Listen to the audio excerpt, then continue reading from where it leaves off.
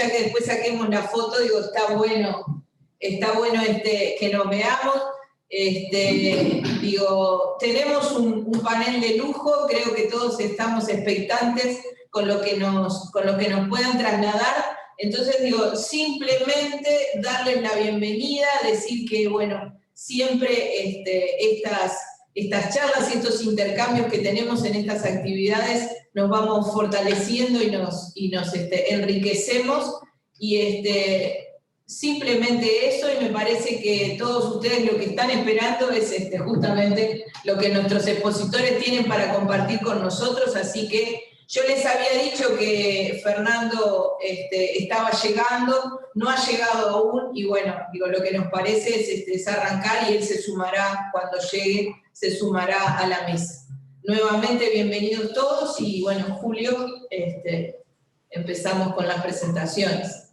Bien, en principio vamos a presentar al doctor Eduardo Ameglio, es doctor en Derecho y Ciencias Sociales, profesor titular grado 5, en Derecho del Trabajo y de la Seguridad Social en la Universidad de la República, UDELAR, autor de varias publicaciones de su especialidad, tanto en Uruguay como en el extranjero, entre ellas las empresas suministradoras de mano de obra temporal.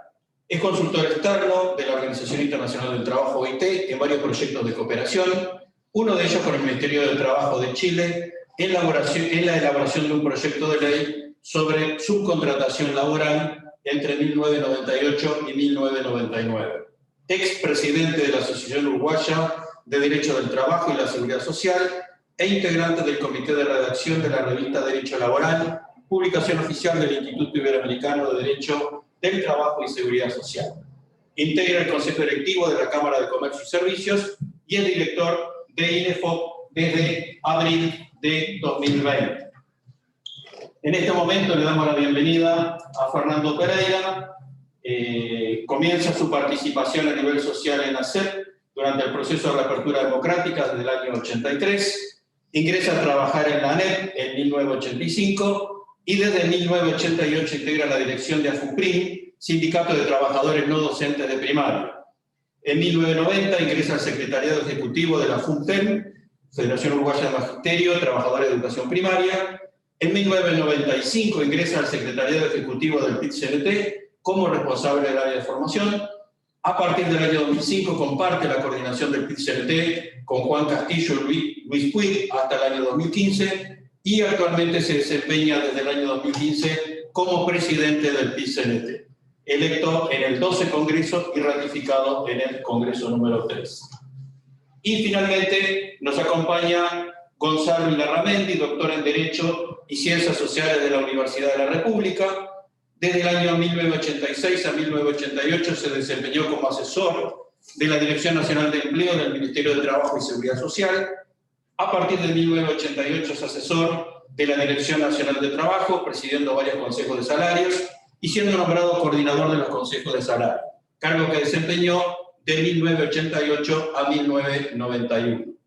De los años 1991 a 2000, integró como asesor y como director diversas funciones en el Ministerio de Industria, Energía y Minería. Es coordinador de la División Multas y Contencioso de la Dirección Nacional de Trabajo.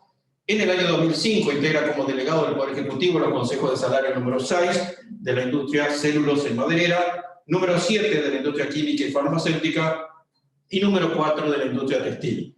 Preside actualmente los consejos de salario 4 y 7. A partir de marzo de 2020 es designado coordinador de negociación colectiva y consejo de salarios y participa en la delegación ministerial ante el Consejo Superior Tripartito de Salarios. Bienvenidos. Adelante, doctor Ameglio. Bueno, muchas gracias. Agradezco especialmente a la Escuela Nacional de Cooperativismo y especialmente a mi compañera de directorio, Alicia Maneiro, que fue quien seguramente ha generado esta invitación. Yo quiero hacer 3 reflexiones generales que tienen que ver con cómo el COVID o esta pandemia sacudió el mundo del trabajo, y después voy a hacer un viaje muy sucinto sobre qué reformas o propuestas o o cambios que podrían llegar a darse como consecuencia de la experiencia que hemos vivido en 3 ámbitos: en las relaciones individuales de trabajo, en las relaciones colectivas y en la seguridad social. La primera reflexión de carácter general que a mi juicio generó esta pandemia y que hasta el día de hoy llevamos la situación bastante bajo control, a mi juicio se ha debido a 3 factores fundamentales que se han dado en las circunstancias. Uno, ha sido puesto a prueba el Servicio Nacional Integrado de Salud, y la verdad que salvó el examen con nota. Yo fui muy crítico. Tuve mis reservas al momento en que el Servicio Nacional Integrado de Salud se implementó, no por su vocación de universalidad, sino por la sobre-reglamentación que existía, que a mi juicio iba a existir en el cuidado de la salud por los gestores privados. La verdad que en la perspectiva de la ley, que ya lleva más de 10 años, esa apreciación preliminar que tuve fue desmentida por la realidad, porque me parece que una de las fortalezas de por qué el Uruguay pudo o está sobrellevando en términos bastante razonables esta pandemia es justamente por la coordinación que el Sistema Nacional Integrado de Salud logró entre la salud pública y los sectores y los vectores privados de la salud, en un rol de coordinación que hizo posible especialmente el seguimiento de los infectados. El segundo aspecto que me genera, o reflexión que me genera como explicación de por qué ha podido ser manejado esta epidemia, es porque el Uruguay, a diferencia de muchos países, especialmente de América Latina, tiene un sector formal de la economía que es marcadamente mayor que el sector informal. Hay sector informal en nuestra economía y de pronto también hubo una informalidad, es decir, se pudo percibir una cierta informalidad que no estaba visible, pero lo cierto es que los niveles de formalidad, de institucionalidad y de registro que tiene la economía uruguaya, me parece que es otro de los factores por los cuales se explica que hemos podido transitar esto razonablemente bien. Y la tercera reflexión de carácter general que me genera el mundo en que estamos viviendo es el que debemos cambiar el rol de las relaciones laborales en el sentido de dejar de ser relaciones laborales confrontativas para ser relaciones laborales cooperativas. Las dificultades que planteó la pandemia obligó a una negociación de los actores sociales porque estábamos todos en el mismo barco. Y me interesa subrayar el concepto de relaciones de cooperación en un ambiente como este, donde justamente el socio cooperativo, podemos decir, tiene el doble sombrero de ser administrador y trabajador, donde el concepto de igualdad está muy presente, donde el concepto de solidaridad está presente, con lo cual yo creo que si miramos en el Uruguay, donde la mayor parte del empleo se genera en organizaciones pequeñas o medias, donde la relación entre el dueño y quien trabaja son relaciones asimilables a las relaciones de cooperativas, me parece que tenemos que cambiar el chip de buscar, y creo que esta experiencia ayudó a que tanto trabajadores como empresarios estuvieran de la mano en la búsqueda de las soluciones. Con esto termino estas 3 reflexiones de carácter general que me dispara el hecho de del tránsito de estos 8 meses que ha tenido el país. Sobre las relaciones individuales de trabajo, ¿qué novedades o qué apariciones nos ha dejado o qué reflexiones nos ha dejado la pandemia? Una que viene siendo una deuda grande del derecho laboral desde hace mucho tiempo es cómo organizar, cómo distribuir la organización del tiempo de trabajo. Y no hablo exclusivamente de la jornada de trabajo, hablo de toda la forma de trabajar y las pausas dentro de esa forma de trabajar. Es decir, nosotros deberíamos pensar en una legislación del trabajo, ayornar la legislación del trabajo en materia de distribución del tiempo de trabajo. Ahí incluimos la jornada, los descansos intermedios, las vacaciones, la jornada entre jornada y jornada, porque la verdad que, a mi juicio, esa legislación que está hoy bastante perimida y que no se adapta con cómo se trabaja efectivamente, es una fuente de litigio y creo que es una fuente que no va a favorecer ni al empleador ni favorece al trabajador. La otra aspecto que me interesaría señalar en cuanto a la relación individual de trabajo, creo que llegó el momento que el Uruguay tiene que pensar seriamente en regular y proteger el trabajo individual. Es decir, el trabajo individual como estatuto. Aquí ha aparecido también como consecuencia de la pandemia que hay mucha gente individual, desde profesiones muy, digamos, muy sofisticadas hasta servicios cotidianos que todos consumimos diariamente. Y no hay una regulación del trabajo independiente.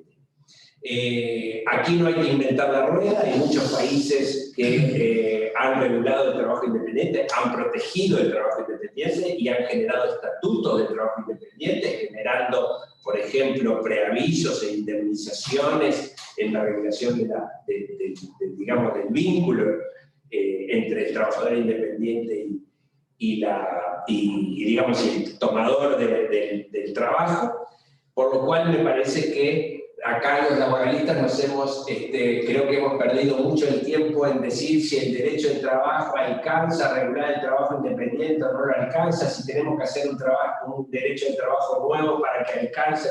Yo creo que hay que generar una regulación que tendrá cuestiones, obviamente, matices de los insumos del derecho del trabajo, pero que hay que generar una regulación, una protección del trabajador autónomo.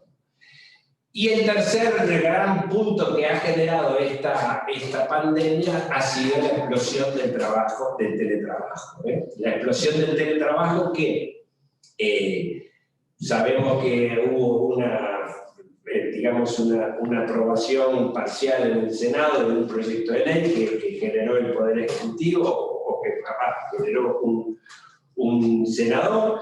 Creo que lo más importante, a mi juicio, en el tema de la regulación del teletrabajo es el derecho del trabajador a desconectarse.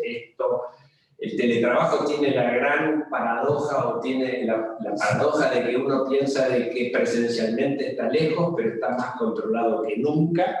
Lo vimos ahora con el juicio de Google, que se pudo probar con absoluta precisión, con lo cual ese gran hermano que nos mira, y por lo tanto, y también yo creo que no está en ese proyecto, hay una serie de aspectos vinculados a la intimidad del trabajador que no están previstos en ese proyecto de ley, que cuando veamos que el teletrabajo se desarrolle y persista, va a traer, a mi juicio, vamos a tener que ser muy cuidadosos en aspectos que tienen que ver con la intimidad del trabajador más que a su fuerza física o su fuerza intelectual.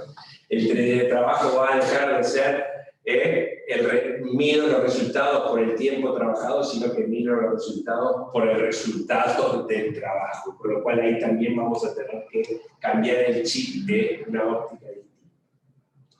Hasta ahí, digamos, las reflexiones en materia de lo que se me ocurre a mí podrían estar, digamos, trastocando las relaciones individuales de trabajo. En relación a las relaciones colectivas de trabajo, bueno, acá voy a ser bastante polémico en el sentido de que yo creo que el país tiene, y en eso estoy seguro de Fernando está en una posición absolutamente distinta, yo creo que los consejos de salario deben volver a su competencia original, es decir, fijar salarios mínimos y las categorías.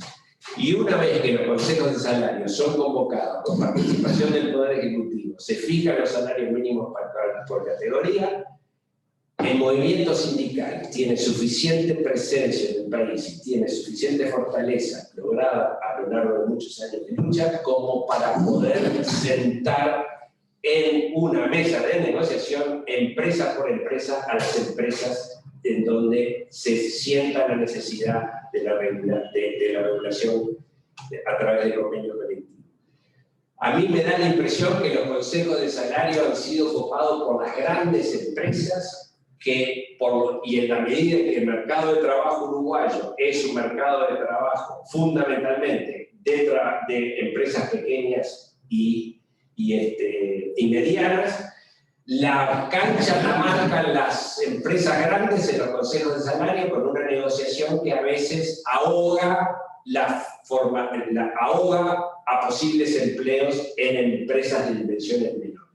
Con lo cual, a mi juicio, esa es una observación que tiene todavía pendiente este gobierno y el anterior gobierno en cuanto a que modificar la competencia de los consejos de salario en la ley de negociación colectiva. El segundo aspecto novedoso de reciente aparición ha sido la reglamentación de las ocupaciones, es decir, el decreto reglamentario de las ocupaciones, que a mi juicio va en el camino correcto de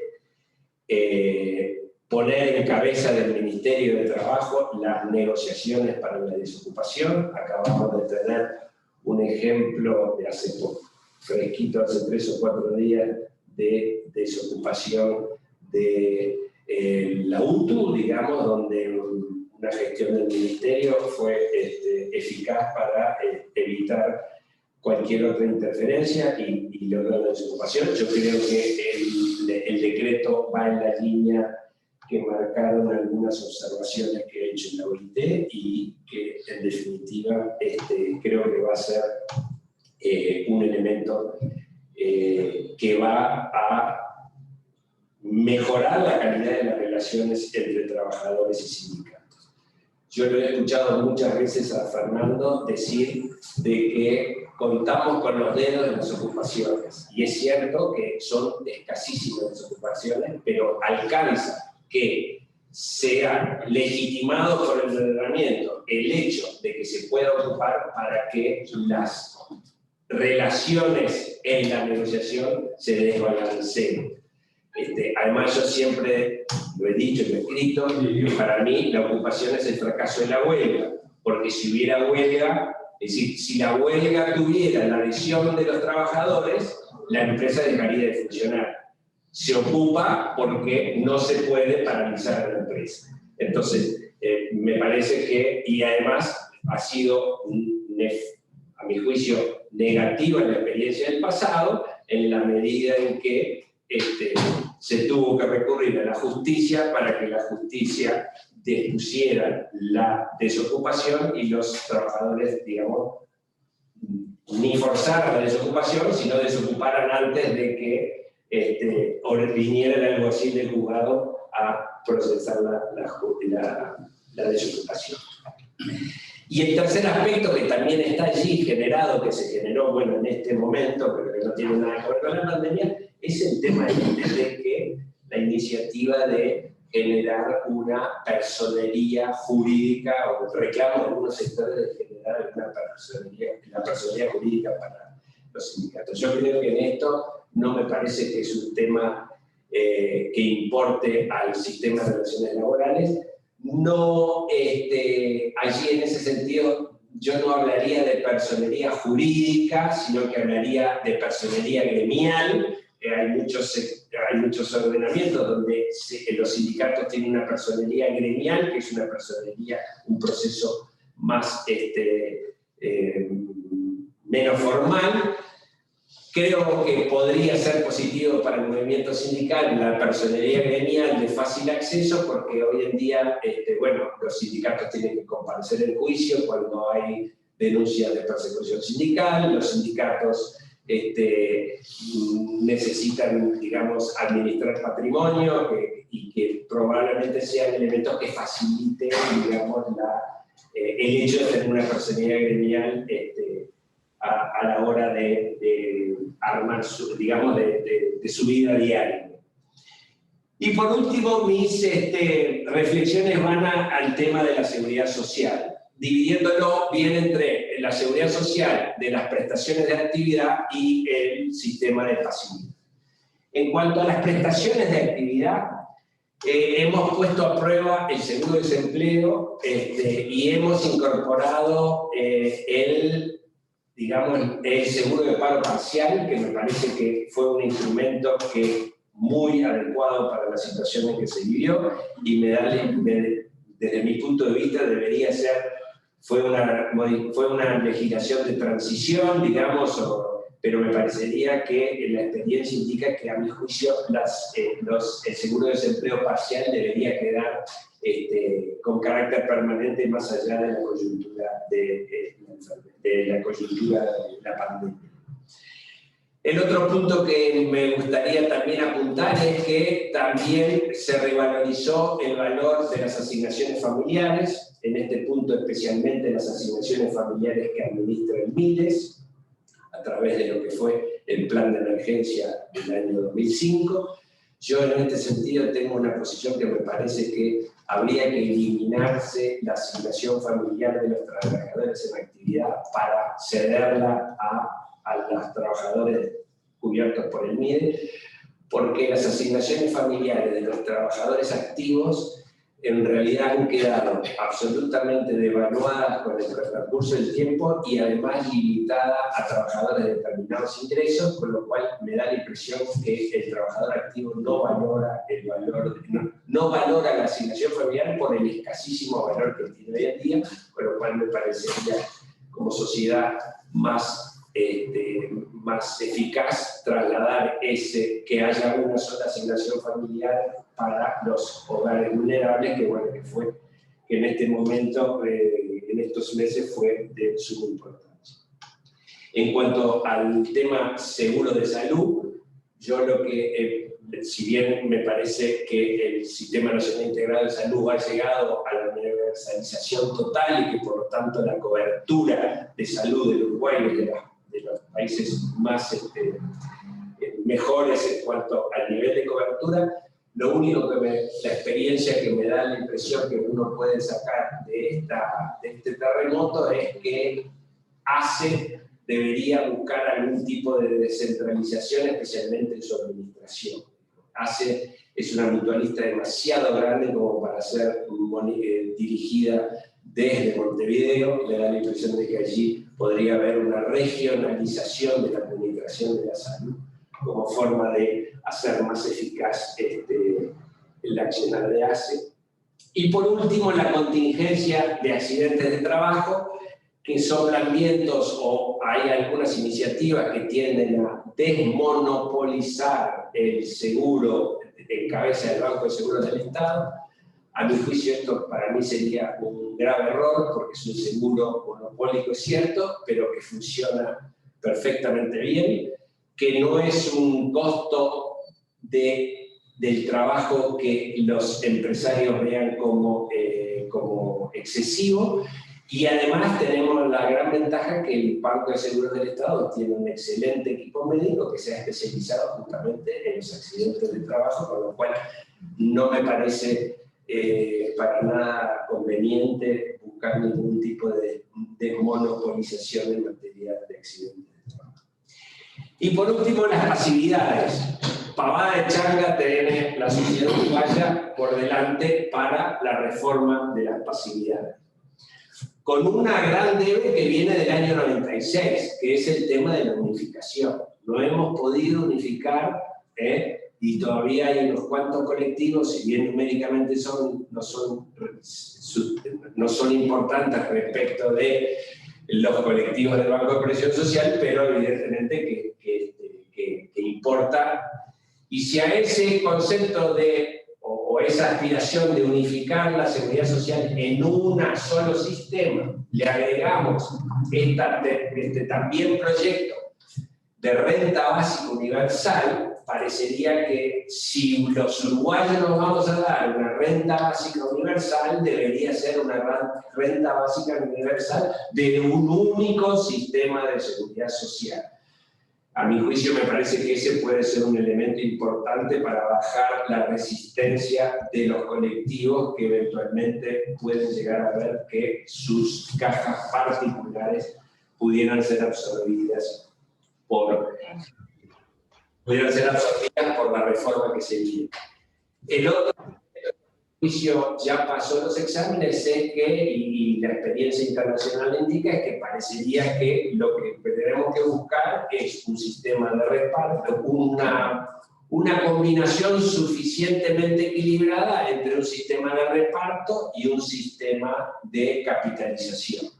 Si la capitalización es por las AFAPs o el manejo de la capitalización es por un ente estatal, pero me parece, eso podrá discutirse, pero me parece que la experiencia de mantener reparto y capitalización y niveles de capitalización, uno más niveles de capitalización, me parece que hacia ahí fue el mundo y que no me parece prudente volver para atrás, incluso porque además sería prácticamente una expropiación a las cuentas personales de la gente que ha venido ahorrando del 96 hasta ahora. Pero eso es simplemente, otro argumento que hace difícil pulverizar, volver a un sistema de reparto total para que pueda salir de esta reforma de la pasividad. Y por último está el gran tema de la edad de retiro, que me parece que no cabe duda de que por los avances de la ciencia va a tener que hacerse una prolongación de la edad de retiro.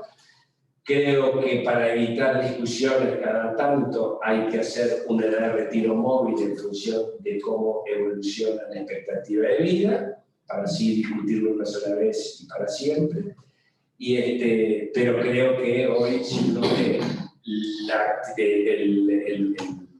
ve los años de actividad y los años de pasividad con lo que se ha alargado la vida, parecería que ahí no hay sistema que resista mantener la situación como la tenemos ahora. Estas son muy a vuelo de pájaro, las reflexiones que me generó la pandemia y no juro, la relación. Gracias. Gracias, doctor Amelio. Le damos la palabra a Fernando Pereira entonces para sus 20 minutos. Muchas gracias. Disculpen que llegué unos minutos tarde, pero estoy en campaña electoral en mi gremio. Para la gente que dice que no se vota en los sindicatos, de repente tendrían que ir a acompañarme un día y ahí van a votar 25.000 personas por el voto directo y secreto de sus afiliados. Entonces, ¿cuánto disparate hay que todos los días salir a desmentir? ¿Cuánto disparate hay que desmentir del teléfono? De lo que hoy sale en búsqueda, ¿no? Pero está, es la regla del juego de una sociedad líquida, como bien decía Bauman, que nos obliga a discutir cosas que no deberían estar en la preocupación de nadie hoy, pero colocan un titular virulento, lo filtra San Expedito y discutimos sobre algo que nadie leyó. Sobre esa lógica no puedo, sí puedo sobre la lógica que planteó Amelio, que lo conozco hace bastante tiempo y nos respetamos porque discutimos ideas finalmente, no discutimos con la persona a la que yo lo estimo, a Amelio, y supongo que era a mí, y si no me estima no sería un problema porque nos respetamos como mínimo. Acá hay dos circunstancias. Los países que han enfrentado mejor la crisis han tenido estados fuertes. Y hoy el debate nacional es sobre si tiene que haber un estado fuerte o un estado débil. si tiene que haber recortes en la educación o no, si hay que fomentar la investigación científica en Uruguay o no, si hay que colocar recursos para que la educación terciaria llegue a todo el país. En el presupuesto no está. Un Estado más chico es un Estado que perjudica siempre a los sectores más débiles de la sociedad. La clase media y media alta más o menos se va a arreglar para que sus hijos tengan una educación de calidad y accedan a los puestos de trabajo de calidad. Mientras que los que nacen en contextos socioculturales críticos o medios van a tener dificultades. El informe Aristas del INED da cuenta de que la mayor parte del rezago viene de origen. Es de origen, es por el nacimiento del niño. Y bueno, uno lee los números y 17.2% de los niños uruguayos nacen por debajo de la línea de la pobreza. Un número que se va a incrementar porque, según dice la universidad, la pobreza va a crecer luego de la pandemia en cerca de 100.000 personas, probablemente la mitad niños. 50.000 niños por debajo de la pobreza. Y si pensáramos en pobreza multidimensional, ni se sabe. El número no se sabe. Pero es alto. Hay el informe SEIRE, que bueno, supongo que tendríamos que tener el informe elaborado por el Instituto Nacional de Estadística, que diera una cuenta rigurosa y que además tuviera continuidad en el tiempo para poder medir. Pero tenemos una dificultad en nuestra niñez. Tenemos la niñez descuidada. Si hay 17.2% de los niños por debajo de la línea de la pobreza y solo 1% de la tercera edad, es que en nuestros niños no está colocada la principal preocupación de la sociedad uruguaya. Entonces, si efectivamente en los últimos 2 años el mundo construyó más conocimientos que en el resto de la historia de la humanidad, el acceder a un puesto de trabajo va a requerir una educación formal de alta calidad. Y esto es educación formal, formación profesional, formación técnica, formación universitaria, terciaria, universitaria y no universitaria, y mucha inversión en la formación dentro de las empresas. Entonces, cuando pensamos en la negociación colectiva, solo pensado en salario y categorías, nos perdemos de vista que el mundo del trabajo nos va a obligar a las partes a discutir cuáles son trabajos los que se van a crear, cuáles van a desaparecer realmente, porque van a desaparecer, y el duelo habrá que hacerlo. Por algunos puestos se van a terminar. Habrá más, menos, pero bueno, en el mundo van desapareciendo, pero otros se van a ir creando. Yo cuando leí el libro de Jeremy Rifkin, El fin del trabajo, me vino pánico. Me dijo, bueno, acá se termina el mundo como lo conocemos. Desde ese momento para ahora, hasta ahora, es verdad que se perdieron 600 millones de puestos de trabajo, pero se crearon 850 millones de puestos de trabajo. Ahora, para estos trabajos nuevos ya se requirió mayores niveles de educación formal y mayores niveles de formación técnica profesional. Y acá está el gran debate. ¿Dónde se construye la formación del trabajo? Y una parte no hay duda que se construye en la academia, pero otra parte sustancial se construye en el mundo del trabajo si quiere dar lugar a la empresa. ¿Mirar algo o...?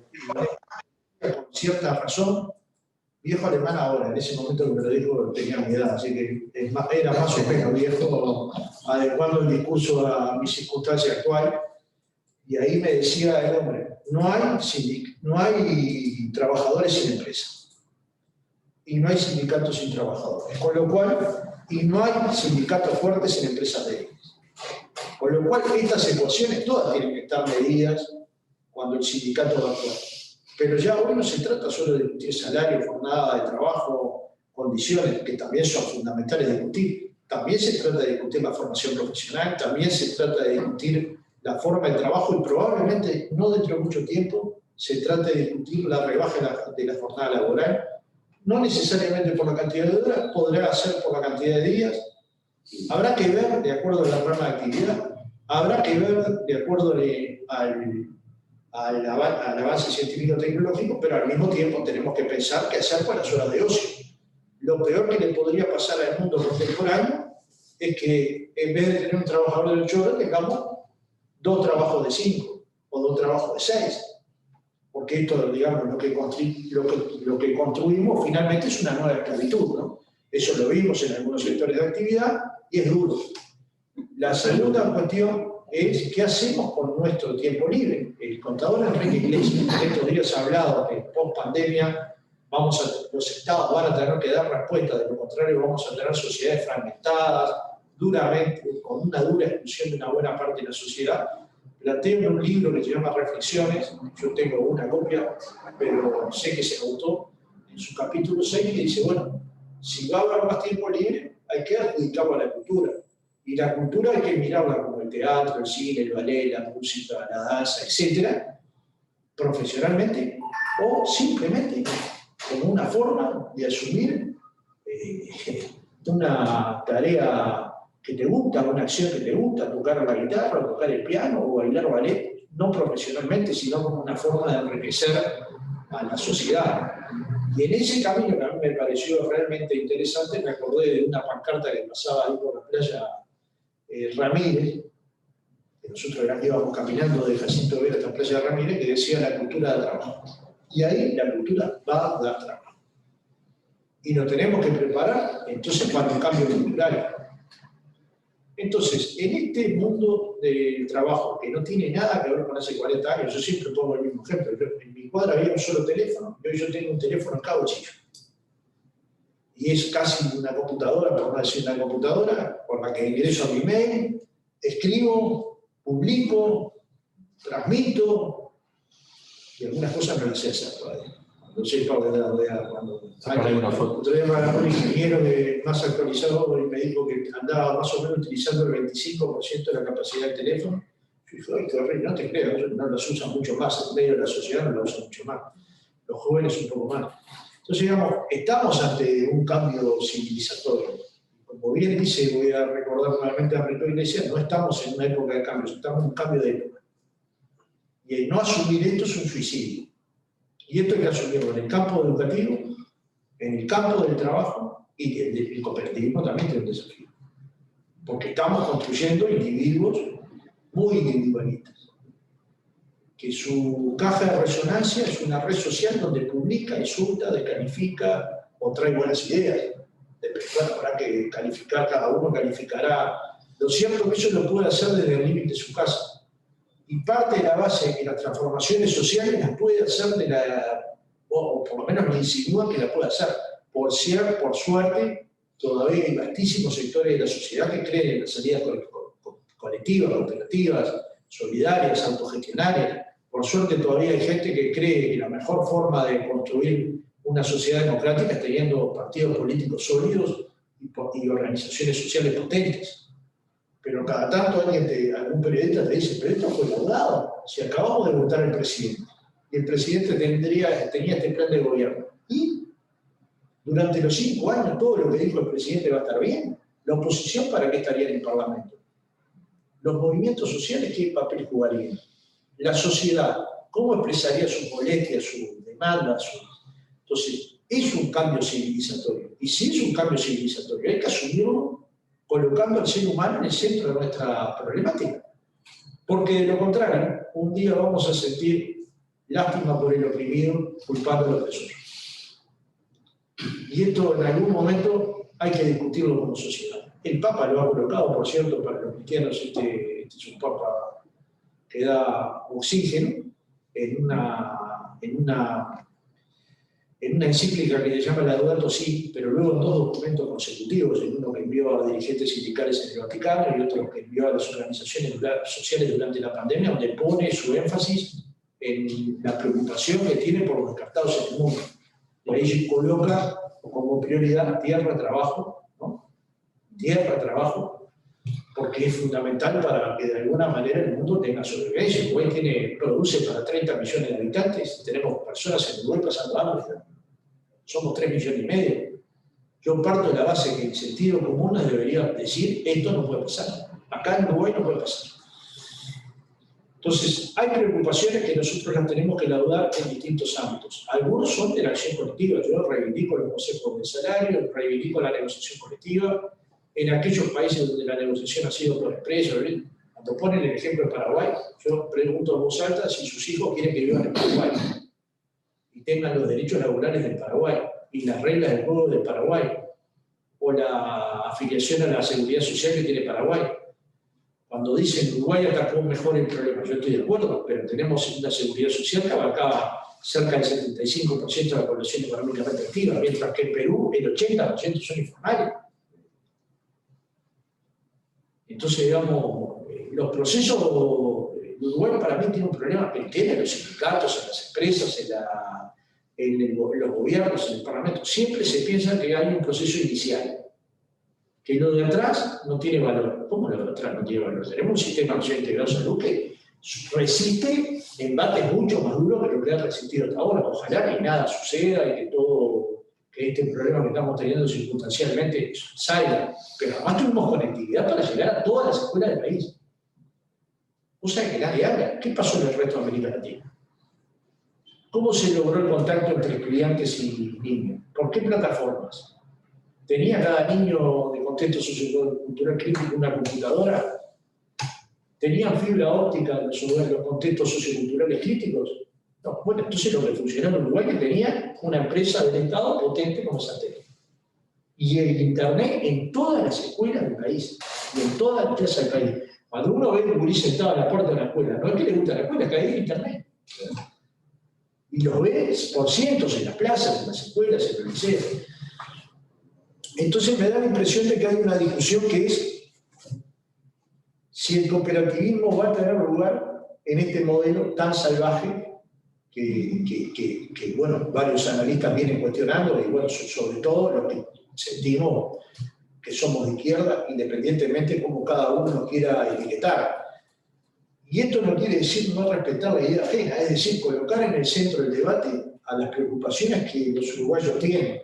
Yo parto de la base de que tenemos hoy una circunstancia compleja, que es que no estamos pudiendo atender las circunstancias que se dan en las escuelas, por ejemplo, públicas del Uruguay, que hay un protocolo severo de COVID y hay que alimentar a los niños que se inscribieron en los comedores escolares. Y no hay personal suficiente para eso. Cuando digo esto, por supuesto me hago cargo, pero estoy diciendo adelante 30 personas, de repente hay 150 alumnos en una escuela y un solo auxiliar, que debería cocinar y limpiar la escuela para cumplir con el protocolo. Todos hemos sabido en estos días las dificultades que estamos teniendo por la pérdida de puestos de trabajo. Yo vi algunos comunicadores gritando que la gente vuelva a su trabajo, porque ya no nos podemos asustar. ¿Y a dónde va a volver?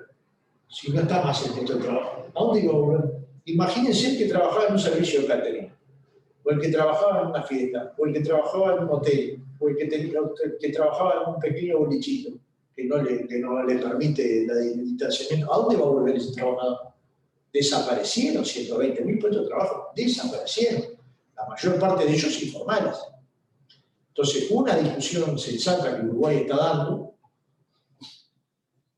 no es fácil de dar, pero hay que darla, es un diálogo nacional por el empleo, que genere condiciones, tanto en el mundo cooperativo, y ahí el Estado tiene un papel para jugar, pero el Estado puede jugar un papel para favorecer el cooperativismo y para favorecer las empresas autogestionarias. Por ejemplo, comprando leche.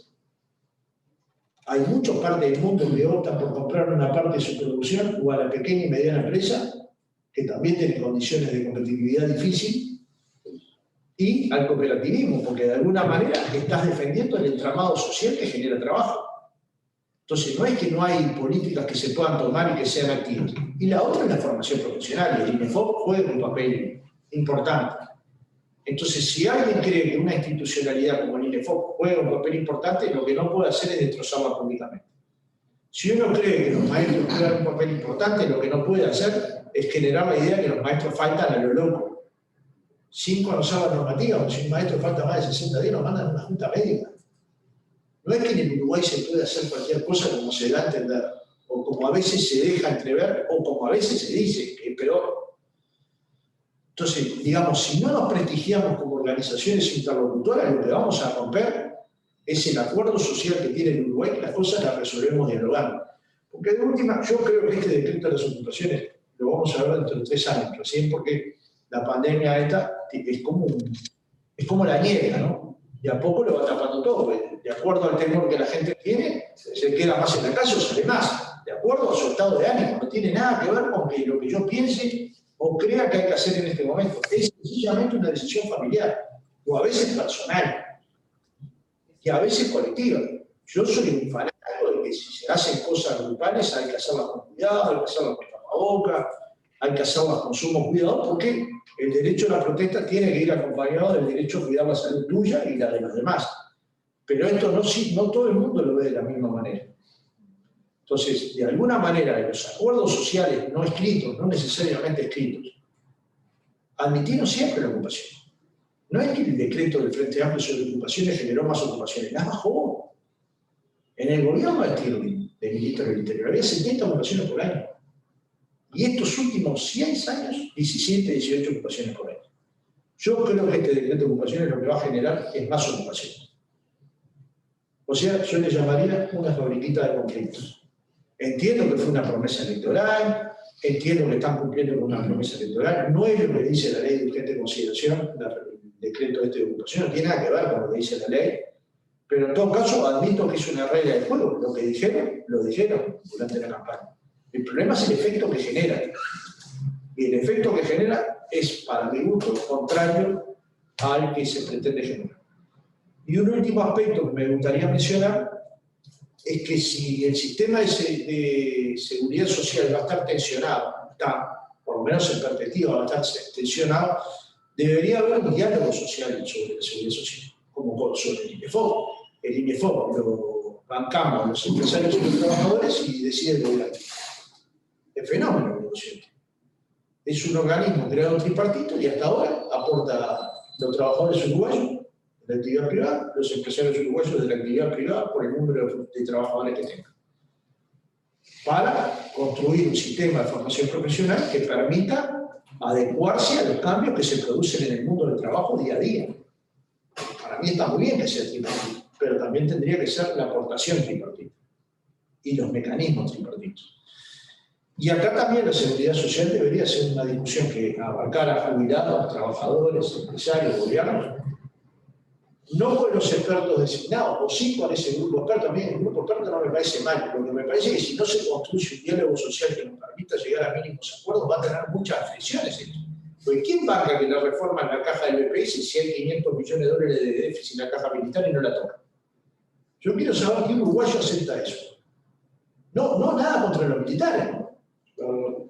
Un pequeño grupo de uruguayos que son militares jubilados se llevan y tienen un problema en su caja de 500 millones de dólares de déficit, o sea, de 500 millones. Entonces, la discusión debería integrar a la globalidad de los sectores que tienen cajas y tendría que buscar soluciones de largo plazo para cada una de ellas, y ojalá para un sistema único, pero también lo veo como mucho más lejos esto. Ahora, mientras tanto, hay que darle sostenibilidad al sistema. Yo estoy de acuerdo que, por suerte, vivimos un poco más. Yo me acuerdo con 15 años que me parecía que una persona de 50 años era una persona vieja. Y ahora una persona de 50 años es considerada un noble dirigente político, ¿no? Al presidente le decimos un presidente joven y está gobernando los 50 años. No sé si tiene 46 o no, por ahí. Y es uno de los presidentes más jóvenes, bueno, del Uruguay contemporáneo. No sé si Sanguinetti podrá haber llegado a esa edad, o el padre con la calle, tal vez. Pienso que la calle debe haber estado cerca, pero no recuerdo con exactitud. Ahora, lo cierto es que hoy un dirigente de 50 años es un dirigente joven. Entonces, estos cambios hay que poder analizarlos, pero todos, sin mirar solamente un lugar, porque hay muchos lugares de la cancha delicados. Yo creo que el Uruguay en un momento va a tener que hacer una apuesta al cooperativismo y a la autogestión. Y eso supone construir el espíritu cooperativista desde el próximo nacimiento del niño. Yo un par de veces he conversado con gente que ha estado en Mondragón. No me acuerdo si Cabrito Sablé estuvo, pero he estado con varios compañeros que han estado ahí viendo la experiencia. Y yo la vi la experiencia. Ahora, el niño nace y va a una guardería cooperativa, después una escuela cooperativa, un liceo cooperativo y después a todo lo que va cooperativo. ¿Cuál va a ser su mecanismo de producción cooperativa? Y va a adecuarse a todo lo que esto ha resistido la crisis de 2008. ¿Ha resistido? ¿Cuánto temporal ha resistido en Europa? Entonces yo creo que apostar al cooperativismo es apostar a mayor justicia social. Naturalmente que en esto coloco también a las empresas autorrecuperadas y autogestionadas, que también tienen ese valor cooperativo. Y recojo la experiencia fabulosa que ha significado para el Uruguay la experiencia de FUNBA en la construcción de vivienda. Hay que ver lo que es el interés, hay que ver lo que es. Yo no sé si somos capaces, yo vivo saliendo del interior, no sé si somos capaces de ver los cambios demográficos que producen las cooperativas de vivienda, los cambios en las ciudades, en las entradas de las ciudades, en las entradas de los pueblos chicos. Hay lugares que realmente son. La presencia fútbol es tan imponente que es imposible disimularlo. Es imposible decir esto no lo muestro. Es imposible. Entonces me da la impresión, y con esto termino, y quise ser desordenado a propósito porque parto de la base de que estamos en un tema desordenado, que nadie tiene tantas certezas como para colocar arriba de la mesa. Yo tengo una, que si los estados nacionales no toman medidas fuertes, el futuro puede ser muy drástico, porque lo que hemos visto que las nuevas tecnologías lo que hacen es crear nuevos millonarios, que luego no saben qué hacer con su fortuna, como le pasa a Bill Gates, que vive hablando de qué hacer con su dinero. Y dona, y yo sí, pero finalmente está por terminar, ¿no? Creo que terminamos. Estamos cerrando, ¿no? No, yo me estoy tomando porque yo hago las apreciaciones porque es más fuerte que yo. Pero más allá, pero yo Entonces me da la impresión de que el mundo tiene, particularmente Uruguay, que es un país pequeño, tiene que poder dar ciertas discusiones sin el temor a equivocar, porque nos vamos a equivocar en 1000 oportunidades. El problema es no ser tan duros con nosotros mismos que no nos animemos a equivocarnos y nos quedamos conversando de cosas del siglo XX en el siglo XXI que está completamente cambiado. Entonces, tengo la impresión de que por muchos momentos estamos en discusiones viejas. La negociación colectiva tendría que estar más basada en productividad, formación profesional, que en categorías sin salario mínimo. La negociación colectiva tendría que tener componentes del cuidado de la salud y de la salud laboral por todos lados, porque el mundo nos invita a tener mejor calidad de vida. La negociación colectiva debería poder negociar condiciones de factibilidad de las empresas, del cambio del modelo productivo, de la organización del trabajo, sin temor del empresario de que esas ideas del trabajador le vayan a quitar el capital, porque finalmente en Alemania los dirigentes sindicales participan del directorio de las empresas y nadie se ha quedado con nada. Y cuando discutimos formación dual, yo creo que en Uruguay la discutimos mal, ¿no?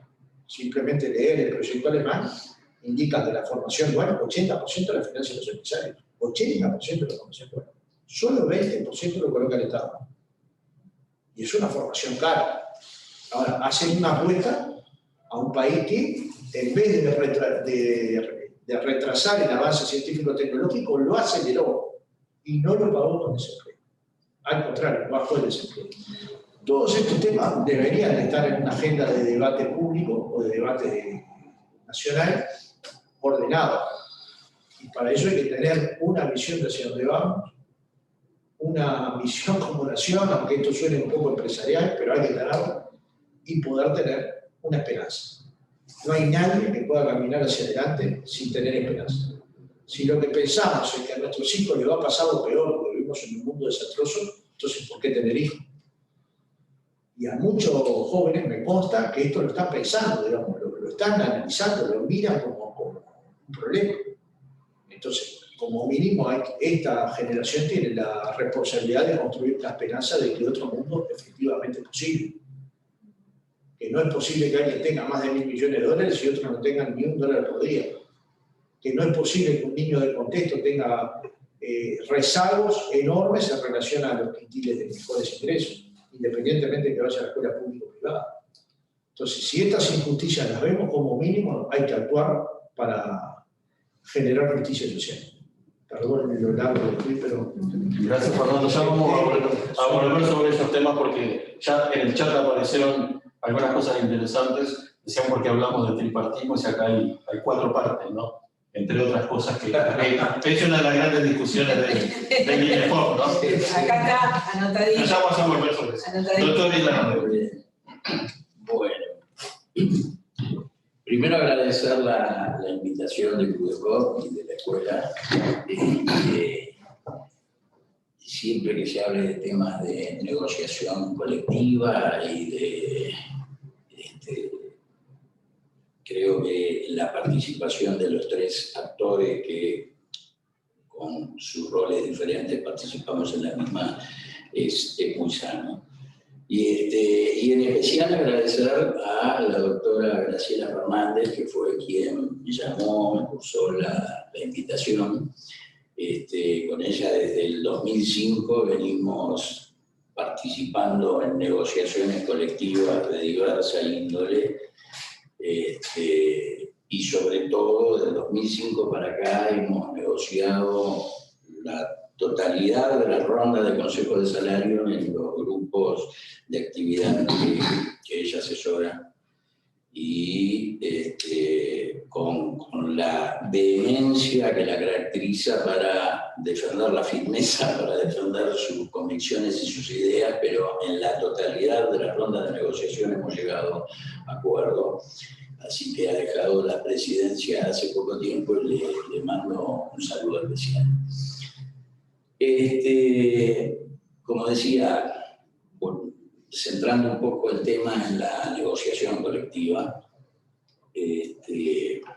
creo que la generación de la misma surge fundamentalmente por la participación de los actores sociales, que son los que verdaderamente la generan y se da en el ámbito de actividad que ellos defienden. La participación del Estado en esto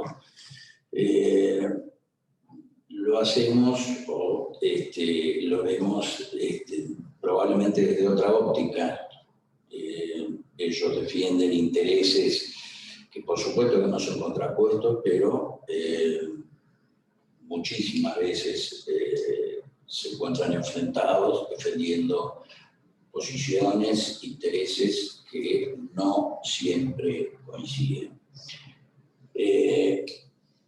Los delegados del Poder Ejecutivo, en lo que tiene que ver con la negociación colectiva, cumplimos dos roles de naturaleza diferente. Uno es el de la mediación, y justamente participamos cuando, del fruto de las diversas discusiones, las partes no han podido llegar a un acuerdo y somos una especie de bisagra. Tratamos de articular en ese universo de posiciones diferentes lo que podamos aportar a los efectos de llegar a un acuerdo. Pero también tenemos otro rol importante, y somos una de las tres patas del órgano Consejo de Salarios, que es donde en definitiva se genera la negociación colectiva, en este caso salarial y de condiciones laborales, y de aumento general de salarios, independientemente de la posición que cada uno tenga con respecto a esa situación. De lo que estamos hablando es de lo que indica la ley actual, y ese es el rol que en definitiva le compete a la negociación colectiva a través de los consejos de salarios. Entonces, en ese sentido, nuestra participación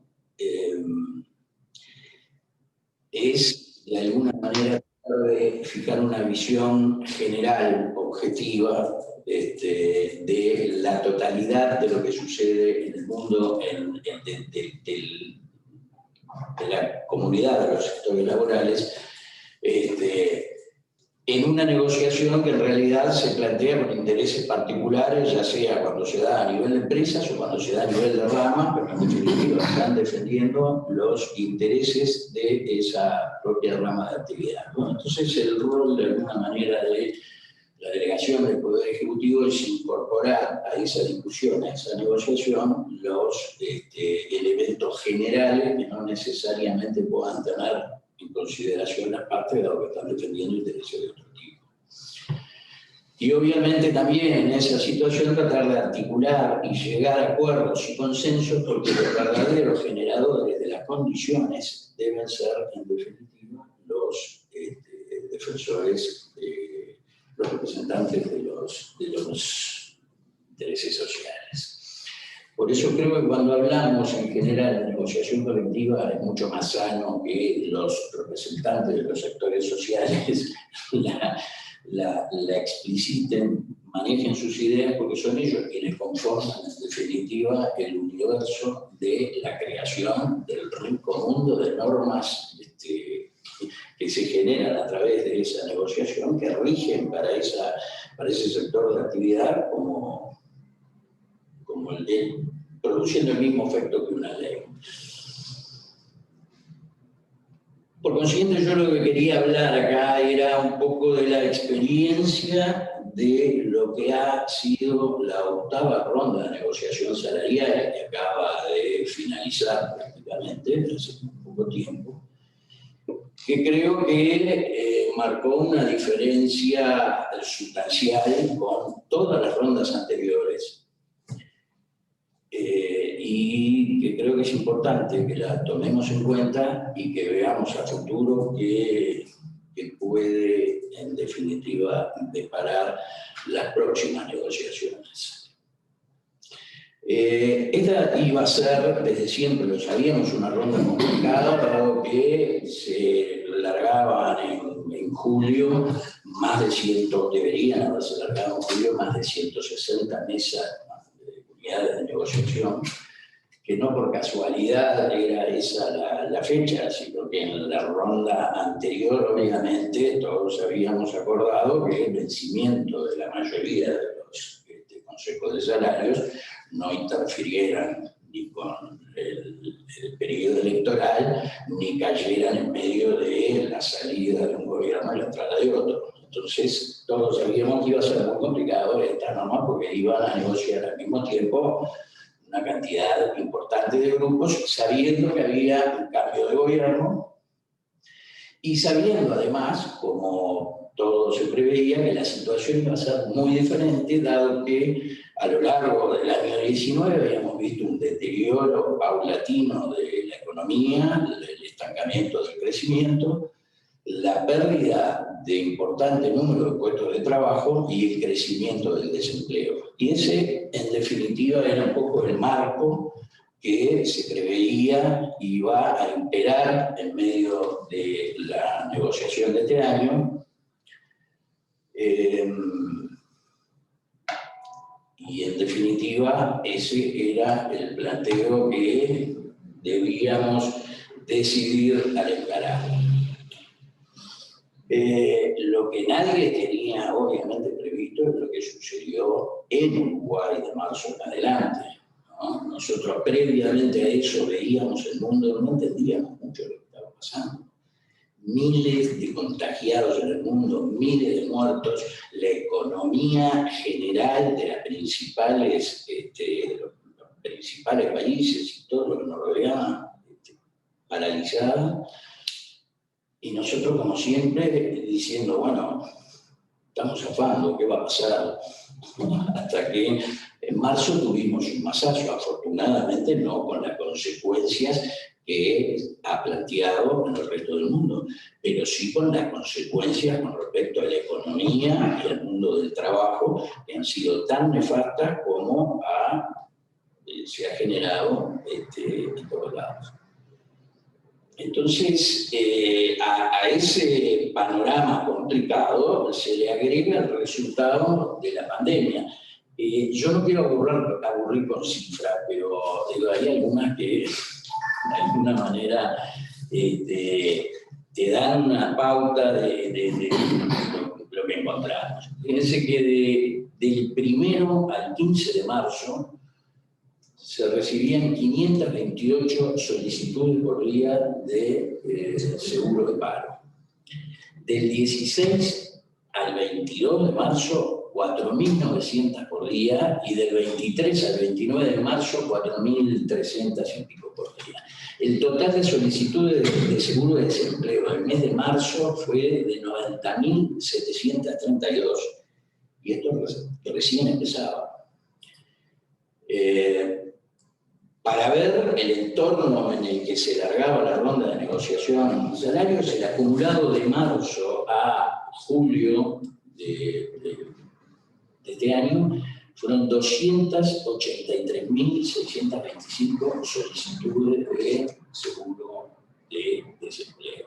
Es cierto que a julio habían sido reintegrados 124.000, o sea que en esa ronda estábamos hablando que continuaban en el seguro de paro 122.000 trabajadores en un país donde el grueso de las actividades se habían paralizado. Se hizo un gran intento, obviamente, con el reintegro de la construcción para sus actividades, por lo que supone no solo el propio empleo de la construcción, sino todos los accesorios que la misma genera. Y por supuesto el agro, que no había parado prácticamente de funcionar. Pero el resto de las actividades del país fueron afectadas de punta a punta. Y las cosas que pasan en este país, ¿no? Yo me acuerdo en octubre del año pasado, estábamos en un panel similar a este, diversas posiciones, hablando del mundo del trabajo, del futuro, de las perspectivas. Y el gran tema en el que todos coincidíamos era el trabajo a distancia. Y hablando del trabajo a distancia, la necesidad de regulaciones, y cómo defender los intereses desde los individuales de trabajadores hasta los colectivos, en un mundo que se maneja desde la casa. Pero siempre con esa perspectiva, ¿no? Digo, por supuesto que el trabajo a distancia en el país hacía muchísimo tiempo que cada vez era más utilizado, pero en definitiva era como una realidad del mundo que se nos viene, del mundo que se nos viene, y la legislación, ¿no? Deberemos hacerla. Lo cierto es que en marzo de este año, las oficinas de todas las empresas que podían trabajar en esa modalidad pasaron a trabajar en domicilio. Los servicios pasaron a trabajar también en teletrabajo. El Estado, de la noche a la mañana en marzo, sí, ahora hay un proyecto de regulación, lo que sea, pero en definitiva nos cayó una ficha de la noche a la mañana que, como tú decías hoy, vino para quedarse, que nos marcó una realidad para la que Uruguay probablemente no, en definitiva, los problemas que eso generaba de fondo no habían planteado. Y en esa modalidad, y con estos números, y en esta situación, debíamos largar una ronda de negociación salarial como la que habíamos hablado. Entonces, el Poder Ejecutivo y el Gobierno y los sectores sociales, el CNT y las cámaras, tuvieron diversas reuniones que derivaron obviamente en la convocatoria del Consejo Superior Tripartito de Salarios para en definitiva resolver cómo íbamos a hacer la negociación que se largaba a partir del 1 de julio en estas circunstancias. Lo primero que se planteó, obviamente, que con las condiciones de distanciamiento social y de falta de posibilidades de concentración, era absolutamente inviable reunir a los 160 grupos de actividad a negociar las condiciones de la próxima ronda.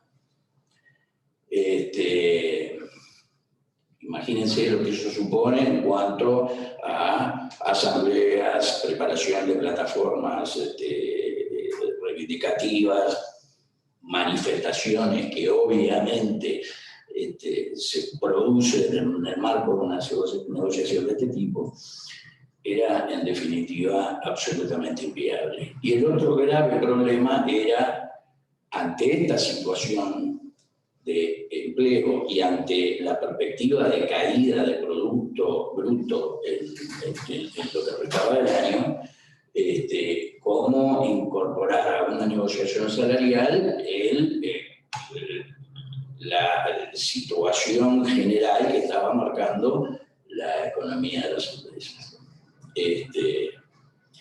Bueno, luego de varias discusiones, propuestas, el gobierno planteó los lineamientos para la negociación, que en principio incluían que no se iba a hacer la apertura de los subgrupos de actividad y que la negociación iba a ser centralizada alrededor de los grupos madres. De los 24 grupos de actividad que hay en el país, 22 en su casi totalidad negociaban a partir del 1 de julio. Esto desde el punto de vista jurídico no traía ningún inconveniente importante porque la ley de negociación colectiva justamente le da la representatividad a los 24 grupos madres de la totalidad de las negociaciones. Sí significaba una verdadera innovación muy complicada en lo que tiene que ver con la práctica. Porque si hay algo que pasó desde 2005 hasta acá, en las 7 rondas salariales anteriores, es que se respetó absolutamente la autonomía de cada uno de los subgrupos de Consejo de Salario, que representan en su mayoría actividades netamente diferentes, y negociaron siempre en forma independiente y autónoma, con algunas excepciones, obviamente, que siempre hay. Más allá de que después jurídicamente la representatividad la tuvieran los grupos, los 24 grupos de actividad. El otro problema que se planteaba era recoger la realidad que iba a ser la pérdida de producto bruto que va a traer como consecuencia la pandemia en este año. Entonces los lineamientos planteaban la no apertura de los subgrupos, negociando los 24 grupos generales. Por supuesto, previo a eso, firmar las actas de correctivo que venían de la ronda anterior, y decidió una ronda corta de un año, que se le denominó la ronda puente o el acuerdo puente, de forma de pasar el 2020 y el primer semestre del año que viene, y en definitiva ver luego de ese periodo la vuelta a la normalidad de la nueva negociación. Se propuso un aumento del 3%, un aumento nominal del 3% para el 1 de enero de 2021, al que se le agregaba un 1% adicional para salarios por debajo de los 22.900 y algo de pesos, que eran 5 BPC al 1 de enero de este año. Y un correctivo final del cual se le descontara la pérdida del Producto Bruto Interno del año 2020, una pérdida ya asumida que el gobierno estimaba en ese momento que estaría en el torno del 3%. Lisa y llanamente, los lineamientos en definitiva aseguraban en este panorama que iba a haber una pérdida de salario real para los sectores que negociaban.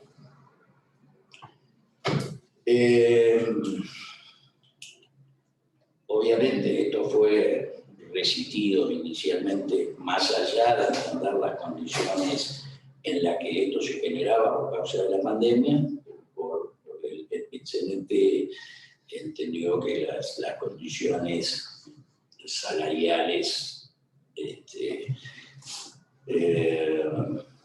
eran adversas. El sector empresarial tuvo la objeción de que lo que se planteaba era ligarlo a la baja del Producto Bruto Interno, cuando entendían que debía tomarse la caída del producto en cada uno de los sectores, al cual el gobierno expresó que había sectores de actividad que la caída va a ser tremenda. O sea que si no tomábamos el PBI general, había sectores que podían tener verdaderamente a nivel salarial una situación mucho peor. Bueno, en ese marco, en definitiva, adverso, se llegó a la firma de un acta en el Consejo Superior Tripartito, donde la central hizo sus observaciones que pese a las mejoras que se habían manejado a lo largo de la negociación, había una distancia con respecto a los temas salariales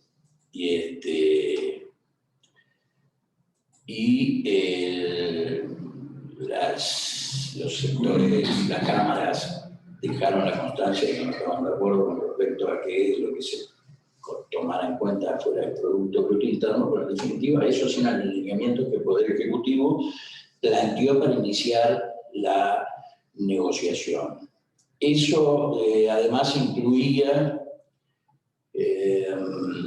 que los beneficios que estuvieran vigentes en cada una de las rondas se prorrogaran en virtud del acuerdo, así como las cláusulas obligacionales, es decir, todas aquellas que tenían que ver con prevención de conflictos y las cláusulas de paz.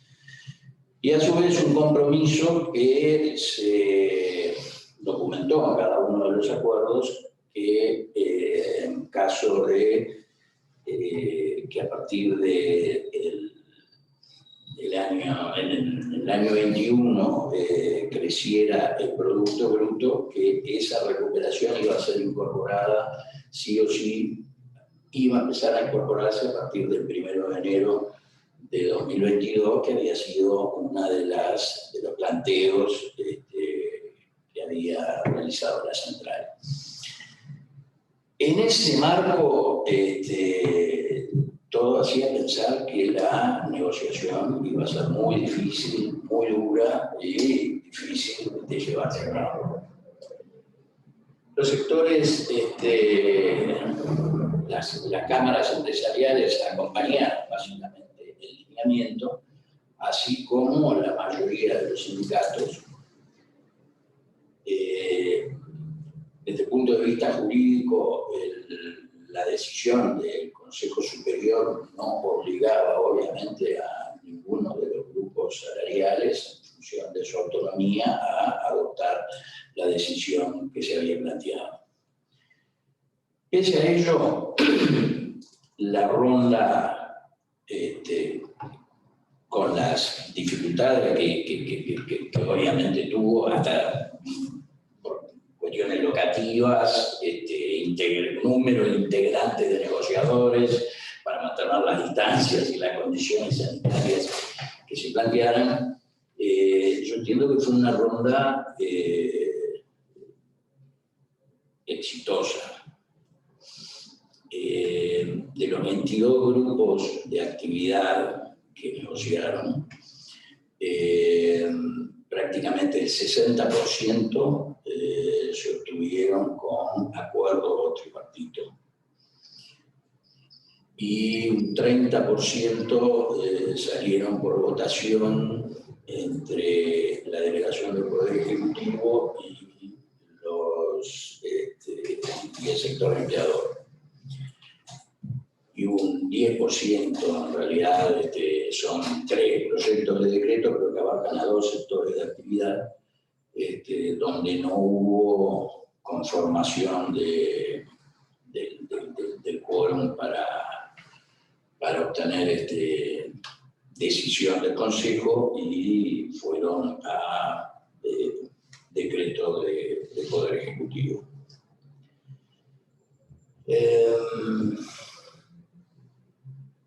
Como digo, ante esta situación complicada, creo que los resultados de esta ronda han sido particulares y verdaderamente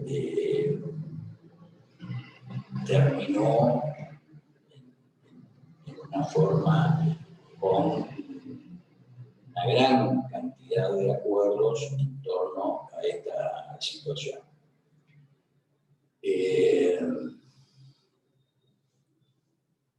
Para tener alguna idea, igual para comparar los mismos periodos de los que estamos hablando, marzo, en este caso a julio o agosto de este año, el nivel de conflictividad por unidades de conflictos que llegaron al Ministerio de Trabajo, que mandaron, creo que entre 500 y 550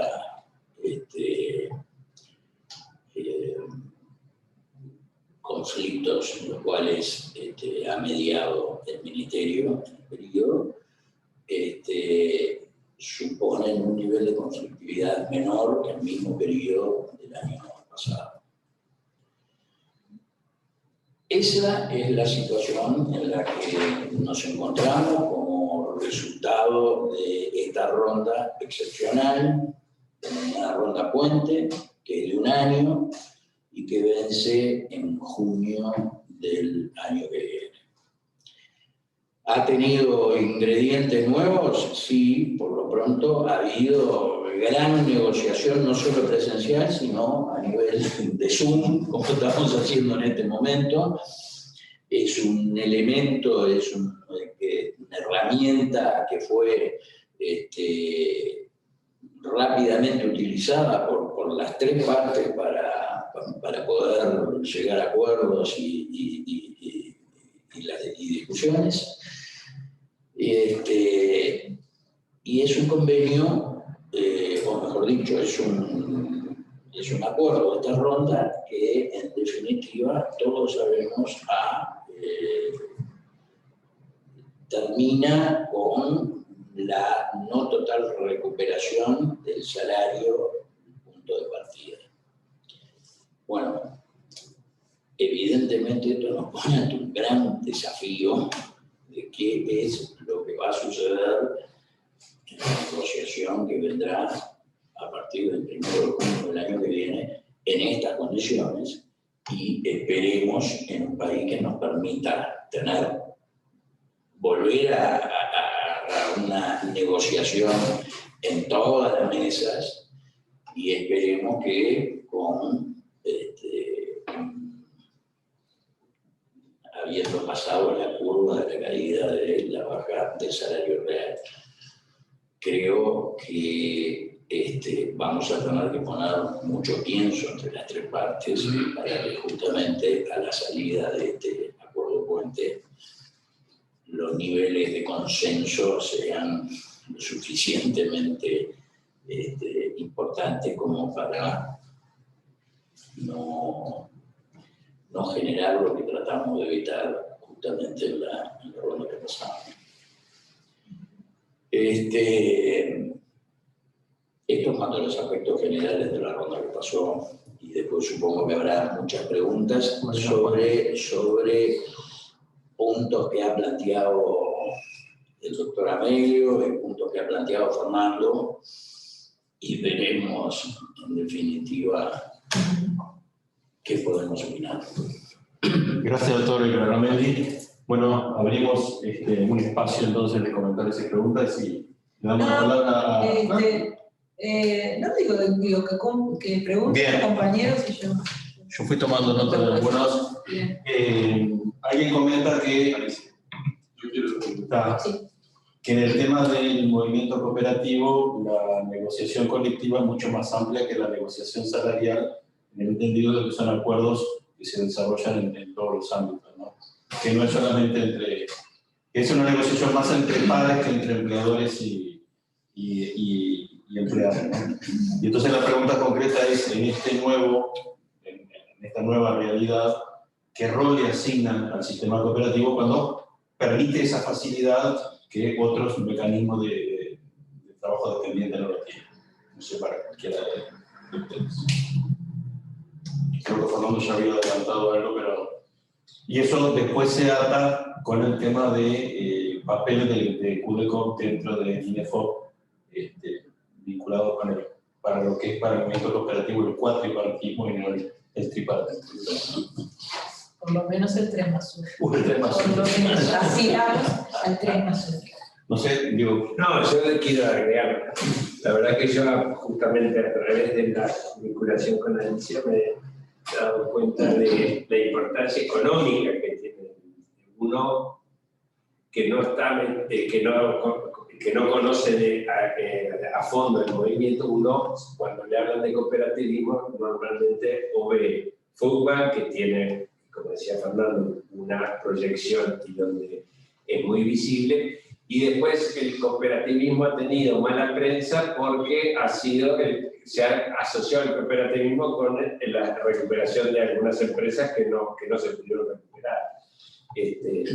Pero yo señalaba justamente que el cooperativismo en los tiempos que corren tiene una gran enseñanza para todos los actores sociales porque justamente lo que decía la pregunta, es decir, que en el cooperativismo hay relaciones de coordinación, o relaciones que a veces en el mundo del trabajo privado, digamos, no hay ese grado de confianza, de transparencia que hace ruido en la negociación, porque si bien el Uruguay tiene, y eso es casi singular, un sistema institucional de negociación colectiva donde hay hay confianza y respeto entre los interlocutores sociales, y sobre todo los interlocutores sociales ven en el árbitro del Ministerio de Trabajo una arena profesional y suficientemente neutral, que viene desde los consejos de salario del año 43, igualmente en algunos sectores de actividad, estoy viendo lo que sé, por ejemplo, ahora la pesca, hay relaciones complicadas, digamos, es decir, tensas, que probablemente esos actores sociales deberían brevar sobre cómo se administra el cooperativismo, donde allí hay relaciones de cooperación, más relaciones de enfrentamiento. Y justamente el presidente de la Alianza Cooperativa Internacional, que es un argentino, el doctor Eduardo, decía que de esta crisis salimos cooperando y no compitiendo. En esa línea. No sé, Fernando, si querías... Me voy a animar a dar una opinión un poco, probablemente no unánime en el movimiento sindical. Yo creo que la formación profesional es cuatripartita y en negociación colectiva tripartita. Entonces, por supuesto que esta discusión no es unánime, no es general, estoy dando una opinión personal, pero creo yo que debería ser esta opinión bastante mayoritaria, porque el mundo del trabajo no cambia solo para los dueños del capital, cambia también para las cooperativas. Y si no se adecuan a ese mundo nuevo del trabajo que va generando, tienden a fulminarse. Yo lo que creo que los medios de comunicación ponen el ojo muy fino para analizar los mecanismos autogestionarios de producción, y ni una palabra para los deudores contumaces de los bancos. Ni una palabra. Hay empresas que han dejado huecos 10 veces más grandes que el vidrio. Ni una palabra, ni un titular de un diario. Para buscar esa información hay que pedírsela a una vía esta rápida que se da, y esa noticia, esa información se tiene. Sin embargo, a nadie parece importarlo. Es un hueco importante en el Estado uruguayo. Entonces, digamos, yo parto de la base de que nosotros tenemos que asumir que si alguien dejó un emprendimiento desde el capital, no es fácil recuperarlo desde los trabajadores organizados. Entonces, tal vez este sea un debate para otros compañeros, pero parto de la base que habría que pensar en proyectos embrionarios, es decir, que la autogestión sirviera para proyectos en perspectiva, proyectos de desarrollo que tuvieran viabilidad sobre todo, y avances que empiecen de cero, porque si empiezan de una cáscara, cargar con algunos emprendimientos realmente es muy duro, ¿no? Pero esa es la vara que encuentra el trabajador para quedar prendido el trabajo. No es que nadie tiene unas ganas terribles de hacerse cargo de la empresa y después andar padeciendo años en el seguro de desempleo, tratando de pagar las deudas. Supone un compromiso con el empleo, con el trabajo. Ahora, estos mismos proyectos, con proyectos embrionarios que empiecen de cero, yo creo que tendrían bruta viabilidad en Uruguay, sobre todo pequeños emprendimientos, pensando en el cambio productivo, pensando en otras áreas que no están lo suficientemente difundidas en el Uruguay o que no están suficientemente aprovechadas en el Uruguay, pero creo que hay mucha perspectiva. Y el cooperativismo finalmente está muy escondido. El COP juega un papel fundamental, pero claramente los sindicatos fueron los formadores de las cooperativas de consumo, por ejemplo. o la mayor parte de ellas se generaron en cooperativas, en sindicatos, y las viviendas también. Y sin embargo, digamos, nosotros lo que deberíamos hacer como autocrítica es decir, nosotros tenemos que seguir apoyando esas cosas que creamos. En algunas lo logramos hacer y en otras, francamente, no. Y no puede haber divorcio, por más que haya pequeños roces, como puede haber siempre, entre el movimiento obrero y el movimiento cooperativo. Al contrario, deberían ser aliados estratégicos, porque de última defienden cosas que en el ideal son justicia social. Entonces, las pequeñas contradicciones no deberían generarnos brechas como a veces se generan. En todo caso, hay que poder administrarlas mejor. Y lo otro, yo quiero decir una cosa. Este semestre, como bien lo envió marzo o agosto, fue el de menor conflictividad de los últimos 25 años. Esto se llama responsabilidad. Sí. Sí. Con respecto a lo anterior, coincido con lo que decía Fernando con respecto a la conflictividad de este semestre. Creo, hoy lo mencionaba Fernando también, aparte de los lineamientos que se manejaron para esta ronda, que, insisto, la preocupación esencial era el mantenimiento del empleo o la recuperación del empleo durante y post pandemia. Para ello se generaron diversas soluciones que tenían que ver, por ejemplo, con la prórroga de los seguros de paro en todos los sectores de actividad, la creación de los seguros de paro parciales y otros paliativos que se generaron, beneficios económicos con el reintegro de trabajadores durante determinado periodo. Y además el compromiso de generar el diálogo social por el empleo que ya está en funcionamiento y tiende justamente a buscar soluciones a futuro para el empleo. Creo que en ese escenario, en ese instrumento, lo mencionaba Fernando hoy, el sector cooperativo debería buscar una proyección a los efectos de que sea tomado en cuenta en el diálogo social por el empleo. Gracias. Alicia. Sí, a mí me llena de optimismo lo que estamos escuchando. Porque en realidad creo que si hay algo que es una verdad o algo que siempre está arriba de la mesa, es que en épocas de crisis el cooperativismo juega un rol. En las crisis económicas el cooperativismo siempre ha buscado la forma, se generan emprendimientos, se generan formas cooperativas porque justamente se dan situaciones que la pérdida laboral hace que se busque de repente otra alternativa cuando no es posible la continuidad en la forma laboral que el individuo tiene.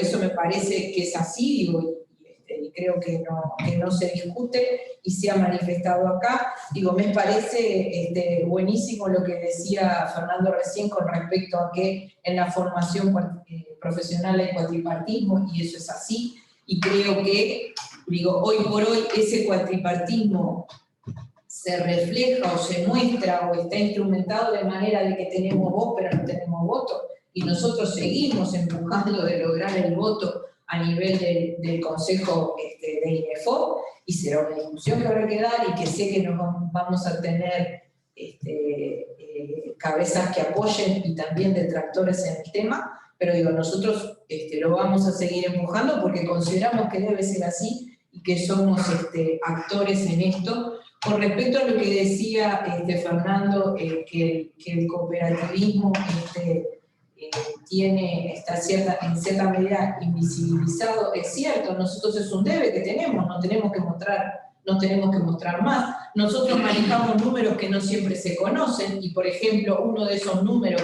que creo que pesan en un país como el nuestro es que 1/3 de la población del Uruguay está vinculada al cooperativismo, y eso no es poca cosa.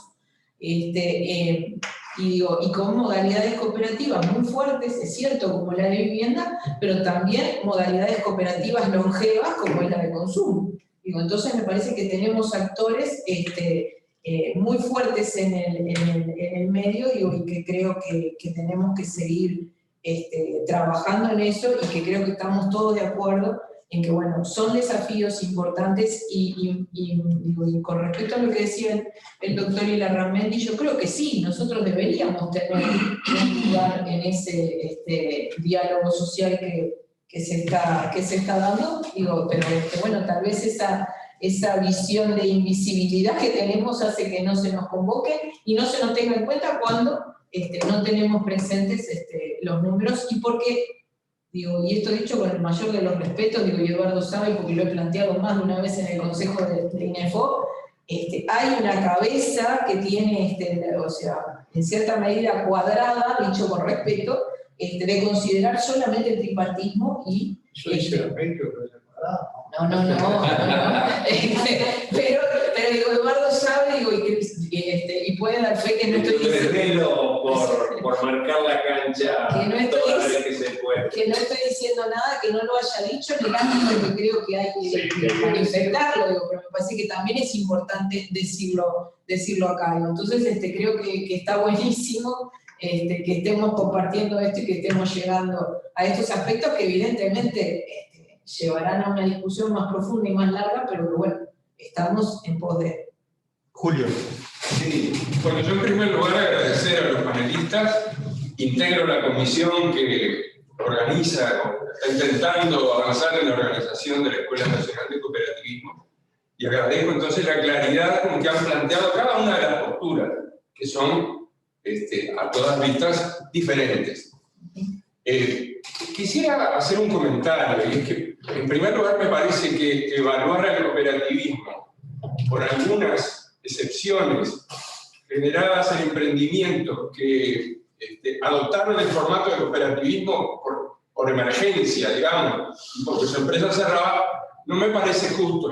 En el Uruguay hay 1 millón de cooperativistas y 2.600 cooperativas, de manera que algunas más exitosas, otras menos, pero en general son emprendimientos de larga trayectoria.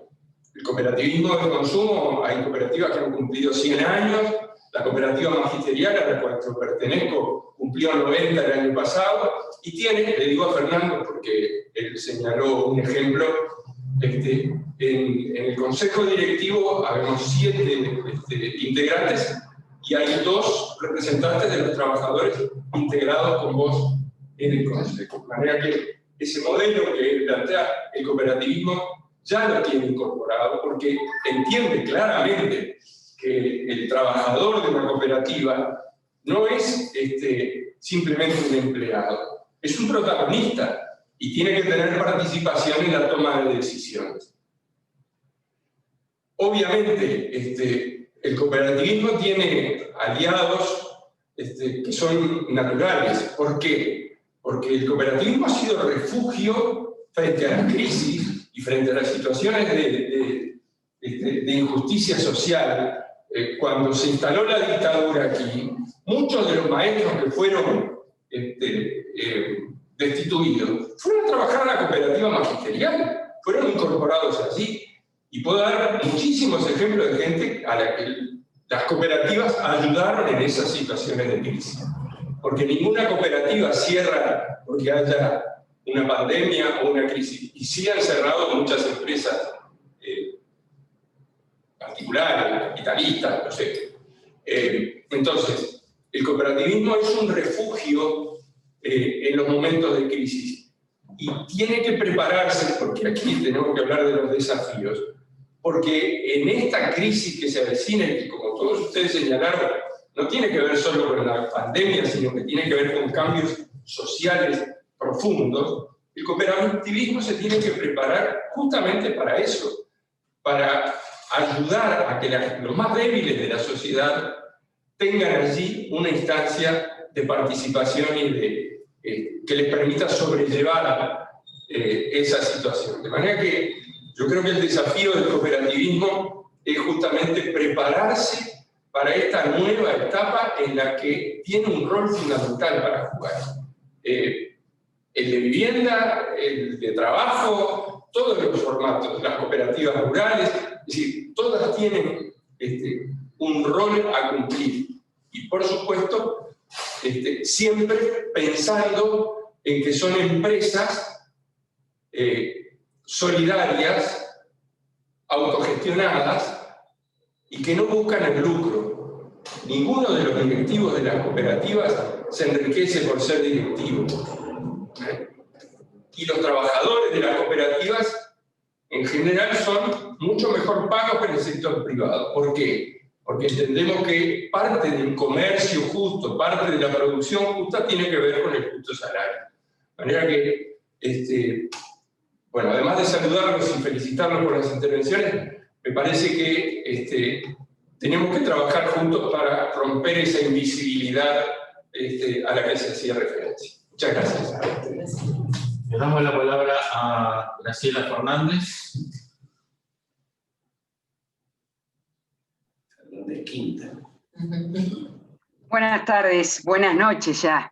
Bueno, saludar especialmente, presidente del CNT, Fernando Pereira, agradecer sus aportes al cooperativismo hoy concurriendo a nuestra casa, a esta casa común que tanto se marca en la sociedad actual desde otros lugares y poniendo una mirada que no es indiferente, que me parece que es un tema clave en lo nacional, escucharnos un poco más entre nosotros.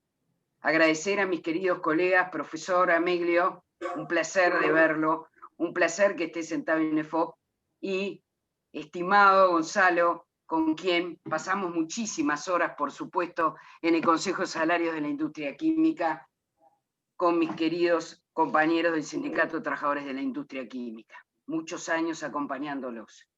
Yo creo que hay un tema hoy clave, el bendito tema del cuatripartidismo, y si somos 4, si somos 3, si somos más. Es una visión hoy clave que tenemos que enfrentar los cooperativistas en la mirada general de lo que es una mirada diferente en la economía. Hoy los aportes hacia la economía van desde muchos lugares que no se centran solo de lo que estamos acostumbrados a ver en el sector sindical, en el gobierno y en los empresarios. Hay aportes desde muchos otros lugares para lograr esa agenda que todos deseamos, que es cumplir con la agenda de los objetivos del desarrollo sostenible. Yo creo que muchos de nosotros estamos hablando lo mismo, por eso me parece clave escucharnos entre nosotros y dejar de lado a veces ese toque de indiferencia. Nosotros creemos que el cooperativismo como el núcleo central de una expresión hoy de la economía social y solidaria, porque es un núcleo histórico que viene, como dijo recién mi querido maestro Julio, desde larga data en el Uruguay y en el mundo, hoy está ocupando un lugar dentro del sector privado, es cierto, dentro del sector empresarial, es cierto, pero queremos lograr nuestra visibilidad especial, porque no somos iguales al resto. Tenemos diferencias con el resto y esas diferencias las queremos marcar. No estamos solamente en el mundo del trabajo, estamos en el mundo del consumo, estamos en el mundo de las finanzas, en territorios donde no llega nadie, y estamos en el mundo del agro. Y en el mundo del agro hoy en América es un tema central y en el Uruguay también. Las cooperativas tienen un tema clave en ese tema. Y hoy, cuando Fernando habló de trabajo tierra, yo le agrego una más, es trabajo, tierra y techo. Y en trabajo, tierra y techo es donde nosotros estamos teniendo una presencia clave como cooperativismo. Entonces, agradecerles que nos vengan a escuchar, llevarnos lo que ustedes plantearon, agradecerle a la Confederación que haya logrado este espacio para que todos podamos escuchar e intercambiar. Me parece que es necesario, como decía recién Alicia, la necesidad de un diálogo nacional, la necesidad de un diálogo entre todos los sectores sociales, y sé que muchos de los que están alrededor de esa mesa están trabajando sobre ese tema, y creo que es necesario escuchar a los representantes del cooperativismo. Pero bueno, muchas gracias a ustedes por venir, por aportar, y por eso que yo marcaba, no ser indiferentes, me parece que es un tema muy importante. Gracias, presidenta. Gracias, que veo a la compañera también allí en el fondo, un saludo, la compañera secretaria general de la Confederación, Marisol, y gracias a todos ustedes. Muchas gracias. Gracias, Graciela. Gracias.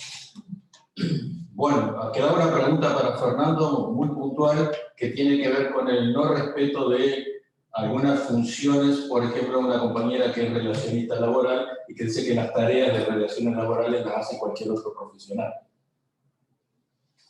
¿Cómo se arregla eso? Voy a hacer el último comentario por un motivo fundamental, que hoy es el cumpleaños de uno de mis muchachos, y por más que tiene 26 años, no deja de ser uno de mis muchachos. Que me deben de estar por matar. Pero quisiera hacer dos o tres comentarios, algunos referidos a lo que planteó Julio, que me parece central. La formación cooperativa, que es lo que se intenta construir desde este espacio, es central para el cambio de paradigma. Claro que está en discusión es un paradigma.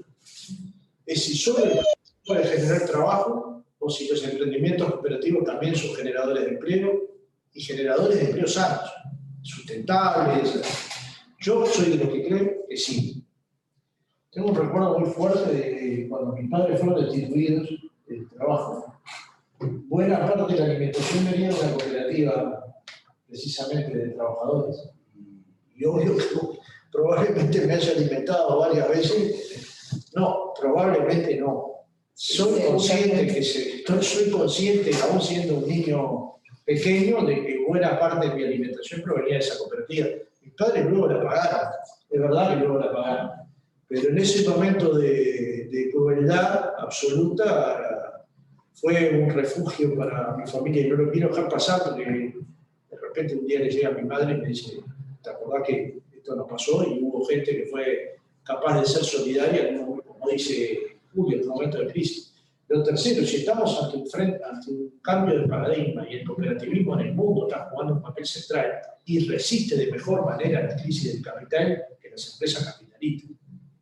Es más, hay un estudio muy bueno de Bourdieu que estudia la crisis de las empresas capitalistas y la crisis de las empresas cooperativas, y es impresionante la diferencia de las caídas de las empresas de capital en referencia a las convencionales. Sin embargo, si salieran acá el 18 de julio y le preguntaran a la gente diría, se quiere la cooperativa. Entonces, este es un problema de opinión pública, de cómo se maneja la opinión pública. Y la última, que es verdad que los relacionistas laborales deberían jugar un papel central, como en alguna medida lo están jugando los prevencionistas. Vamos, si hoy hay menos accidentes en el Uruguay, es por una ley que se llama responsabilidad penal empresarial, pero sobre todo por los efectos que construyó en la cabeza de los empresarios, que dijeron, bueno, si este puede ser un problema para mí penal o para mi gerente, prefiero tomar todas las medidas de gestión necesarias, no tener prevencionistas. Nosotros, a la hora de crisis, tenemos un prevencionista. O sea, no es que lo miramos para todo lo demás, y tal vez hace algunos años no lo hubiéramos hecho. Entonces, pienso que hay cambios que son culturales, tal cual dijo Julio, la cooperativa magisterial particularmente es una cooperativa con mucho apego en buena parte de la sociedad, pero hay que construir una lógica de consumo distinta. Digamos, también nosotros en nuestro consumo generamos o perdemos puestos de trabajo. Yo entiendo que a todo el mundo le gusta entrar a internet, comprar en mía, y me parece fabuloso traer esa pena a 50 pesos o a 500 pesos. No tengo ni idea cuánto lo compro, no estoy involucrando. Pero está claro que si no favorecemos a través de nuestro consumo la industria nacional, el turismo nacional y sobre todo también las microempresas, ¿no? Que a veces es una persona, una o dos. Bueno, este es un cambio de paradigma. Yo no sé si voy a tener vida suficiente como para ver un cambio social de esta magnitud, pero si no se da, va a estallar el mundo. Sencillamente va a estallar. No sé de qué manera, pero va a estallar. Tengo la esperanza que, como bien dijo Graciela, tierra, techo y trabajo. Lo que pasa es que el techo no me vino a la cabeza, porque hasta ahora tengo algunas bombitas amarillas apagadas, pero tal cual, ahí están las claves. De todas maneras, creo que hay sensatez en el Uruguay. El problema es que a veces hacemos, nos divierte más el escándalo que la profundidad del debate. No nos invitan a una discusión de este tipo en un medio de comunicación, nos invitan a ver si nos reventamos. Claro. Y si tenemos un tipo de diálogo de esta manera, nos está mal. Claro. Sencillamente es así. Bueno, este también tiene que ser un cambio de paradigma comunicacional. Y también tenemos que entender que hay un cambio de comunicación, que ahora las comunicaciones son vectoriales, que no se para un dirigente arriba de un cajón y grita y los demás hacen caso porque sí. Hoy hay que reflexionar con la gente, hay que poder pensar. Y todos tenemos un lugar en nuestra organización para poder actuar. El problema es si lo aprovechamos bien o mal. Entonces, insisto, el cooperativismo, el sindicalismo, las organizaciones medioambientales, el feminismo, las organizaciones empresariales, juegan un papel en una sociedad que tiene acuerdos no firmados, con contradicciones de intereses. Y hay que vivir en una sociedad con contradicción. Yo creo que el capitalismo no tiene respuestas a los principales problemas de la gente. El Papa cree lo mismo. Algunos políticos europeos cambiaron toda su línea de política económica que tenían hasta ahora, por ejemplo la canciller alemana, porque entiende que en medio de esta pandemia lo que hay que hacer es proteger el entretejido laboral. Y hemos visto cambios increíbles en el mundo, ¿no? Por ejemplo, que Trump cayera en su popularidad 20 puntos. Entonces, digamos, todas esas cosas que les digo del pasado, lo que digo es, nos deberían permitir a los uruguayos reflexionar, pensar, animarnos a intercambiar con la academia, con los intelectuales uruguayos, con la gente de la cultura, y ver de esto que sale en términos de trabajo. Porque, para mí, Judencop tiene que estar en el diálogo social por el empleo. Yo lo votaría. Yo no sé si mi organización lo haría, hoy no lo sé. Pero ellos van a aportar, la universidad va a aportar, la academia va a aportar. Yo lo que necesito son aportes. No necesito poder. Yo necesito trabajo para la gente. No me sirve para nada que la gente me reconozca como presidente del PCNT si la gente no tiene laburo. Entonces, me parece que hay una discusión que Uruguay la está dando con mayor sensatez que en otros países de América Latina, que es cómo se construye de nuevo puestos de trabajo. Claro, cuando parece que las cosas van a levantarse, aparece este virus tan complejo y tan dinámico. Yo en algún momento estudié crecimiento exponencial y cuando me hablan, suelo hablarme del tema, me asusta, ¿no? Sí, sí. Pero insisto que hay una brecha y un lugar donde poder discutir estas cosas sin tener temor, porque finalmente no es un problema de voto, es un problema de cuánto aportamos a un ámbito. Este diálogo social con el empleo va a ser exitoso en la medida que lleguemos a acuerdos. Si cada cual viene con su verdad bajo el brazo y se la lleva para su casa cuando se va, bueno, no va a haber ningún acuerdo. Muy bien, no sé. No tengo más nada que agregar. Bueno, de parte de agradecer. Simplemente agradecer la invitación y creo, como decía Fernando, muchas veces la noticia es la confrontación. Cuando podemos intercambiar ideas, colaborar y ver que la cosa es diferente, quedan ámbitos más reducidos.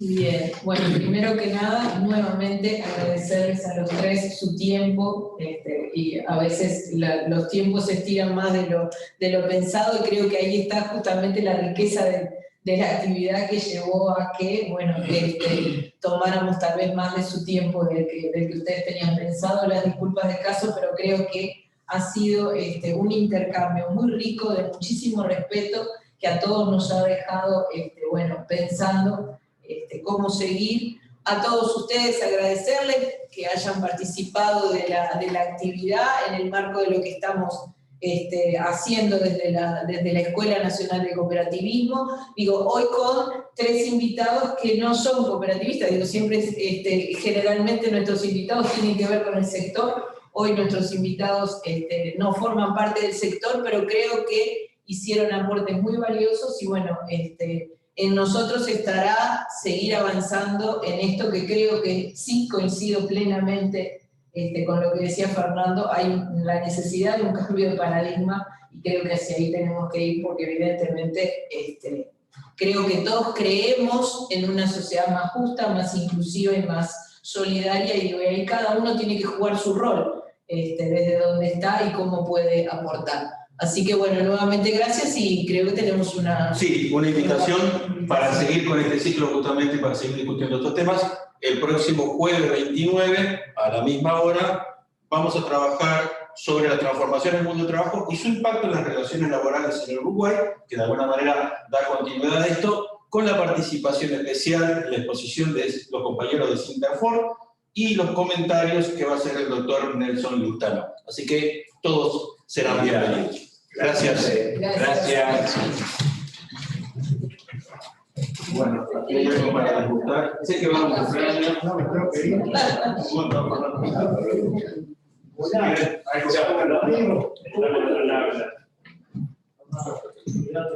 Gracias.